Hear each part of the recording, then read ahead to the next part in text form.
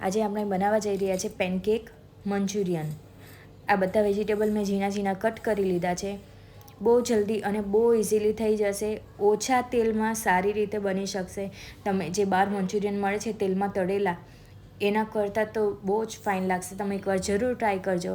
એક બાઉલમાં આપણે રવો લીધો છે, 1 કપ રવો છે તો હાફ કપ આપણે ચોખાનો લોટ લેવાનો છે। ચોખાના લોટથી સરસ ક્રન્ચીનેસ આવશે પેનકેકમાં। એની અંદર પાણી એડ કર્યું છે। પાણી એડ કર્યા પછી આપણે મિક્સ કરી લેવાનું છે। એક કપ જેટલું પાણી લેવાનું છે, જેટલી રિક્વાયરમેન્ટ હોય એટલું પાણી લેવાનું છે। આપણે કન્સિસ્ટન્સી થોડીક હાર્ડ રાખવાની છે, એટલે પછી આપણે જરૂરત હશે તો આપણે એડ કરીશું, કારણ કે વેજીટેબલનું પણ પાણી છૂટે।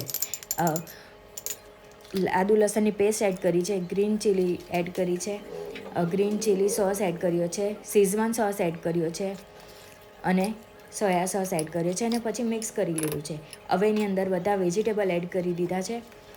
એડ કર્યા પછી સરસ મિક્સ કરી દેવાના છે અને 15 મિનિટનો રેસ્ટ આપવાનો છે। 15 મિનિટના રેસ્ટ આપ્યા પછી એનું પાણી છૂટી જશે। મને થોડુંક પાણી ઓછું લાગ્યું એટલે મેં થોડુંક એડ કર્યું। અને જો આ રીતે મિક્સ કર્યા પછી 15 મિનિટ પછી આવી કન્સિસ્ટન્સી થઈ જશે। આપણે ભજીયા મૂકીએ ને એવી કન્સિસ્ટન્સી જોઈએ।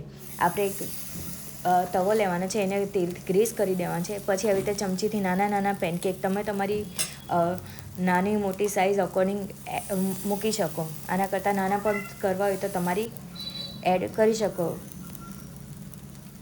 પછી ફેરવીને એને બીજી બાજુ તરફ શેકી લેવાના છે।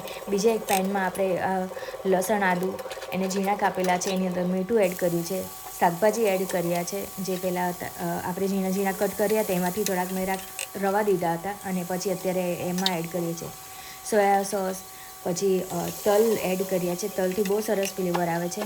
ગ્રીન ચીલી સોસ એડ કર્યો છે, થોડુંક કેચઅપ એડ કર્યું છે અને જે પેનકેક બન્યા છે આની અંદર એડ કરી દઈશું અને સરસ રીતે મિક્સ કરી લઈશું અને સર્વ કરી દઈશું। તમે આ ચોક્કસ ટ્રાય કરજો, ગમે તો ચોક્કસ કમેન્ટમાં કરજો કે બહુ સરસ બન્યા હતા। ટ્રાય જરૂર કરજો।